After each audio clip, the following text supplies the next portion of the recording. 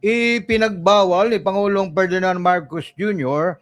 ang paniningil sa mga mag-aaral ng mga bayarin at kontribusyon ngayong panahon ng graduation ng mga estudyante sa mga pampublikong eskwelahan.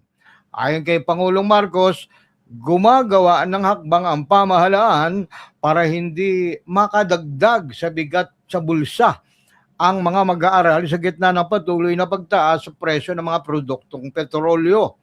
Patuloy aniyang tututukan ang kapakanan ng mga kabataang Pilipino, kaya bawal pa rin ang mga bayarin o kontribusyon na sisingilin sa mga mag-aaral sa mga pampublikong eskwelahan, lalo na ngayong panahon ng graduation.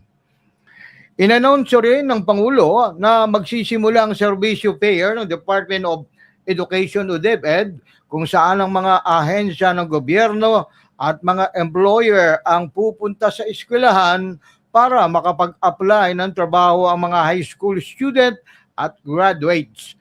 Sa ganitong paraan, aniya ay mas madali nang makakakuha ng clearance at hindi na rin gagastos pa ng malaki sa pamasahe.